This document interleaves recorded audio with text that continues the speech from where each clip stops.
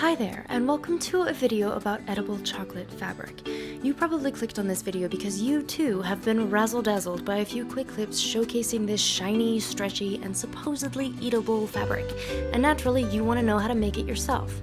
Well, I'm gonna show you, and yes, it is ridiculously easy and very shiny and stretchy and edible and, spoiler alert, kinda the worst thing ever, so let's get started. First, the recipe, and then we'll get into what not to do with it. We begin by blooming 30 grams of gelatin in 60 grams of cold water. Stir it up and set that aside for a few minutes, and meanwhile, in a separate bowl, measure out 60 grams of white chocolate and melt it down. I used pink candy melts because I thought, pink fabric, how fun! And we'll discuss in a bit how this was a questionable choice.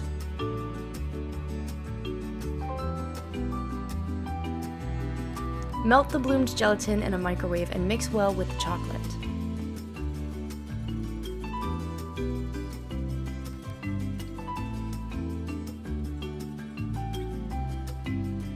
Now we'll add 1 teaspoon of clear Karo, and from here you'll need to work quite quickly because with every passing moment, this stuff is solidifying.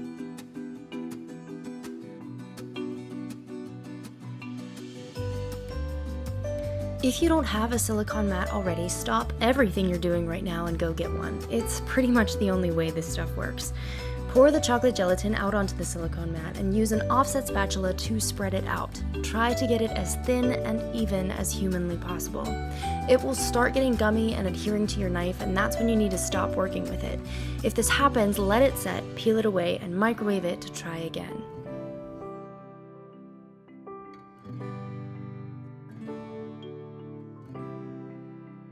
Once it's fully set after about 10 to 15 minutes, get yourself some luster dust. I used a shimmery pearl white and a little bit of pink, and remember that questionable pink chocolate choice from earlier?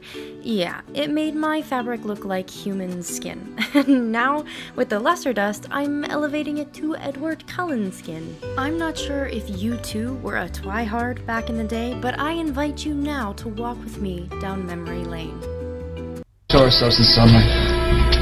People would know we're different.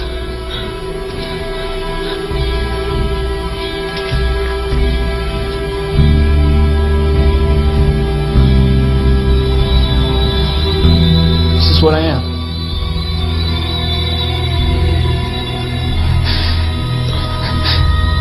It's like diamonds. Yeah. So, lesson for you. If you want pink, don't try for a pretty pastel. Go heavy dark pink, or literally any other color, or just go home. But I'm committed at this point, and I always was a Team Edward girly, so I'm powering through.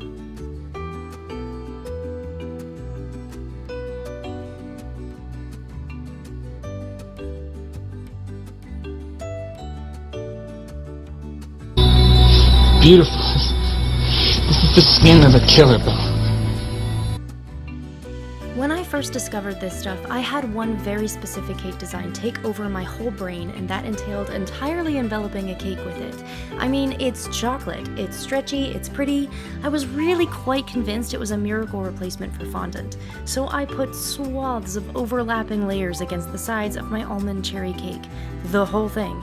And it was curiously more difficult than it had a right to be. It only sticks to itself, not buttercream, so I had to melt down the little bit of extra from the bowl to use it as glue in certain places where it was overlapping on itself, and it just kind of laid on top of the buttercream, which was fine enough, I thought, and by the end of it I was pretty content. So I went on to place my Swiss meringue flowers I previously made. Which brings us to the sponsored portion of this program. Hi, I see you looking at me, looking at you, looking at this cake and these flowers, and you think, those are pretty. You're right. You're also thinking, I wish I could make those. to which I say, Welcome to the Michelangelo of Cakes Academy, where we have hundreds of detailed cake design lessons, programs, and recipes that will help you step by step elevate your baking game. We have tutorials for nearly every buttercream flour you can possibly imagine, a plethora of our time-tested signature recipes, and an ever-evolving list of trending cake designs that will benefit both beginners and experts alike. Join today, right now, to get 3 free days access to the Academy, where you'll get more than just exceptionally comprehensive how-to videos. You'll be heartily welcomed into our growing secret Facebook community, receive a free gift in the mail, and have access to our 24/7 consulting. Inside each of us is a tiny little Michelangelo of cakes, and when you're ready to unleash yours and better your best, we invite you to join us.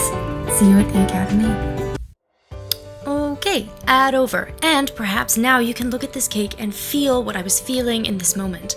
Pure exuberance. I am literally putting the proverbial cherry on top of my miracle fondant replacement. I was so excited.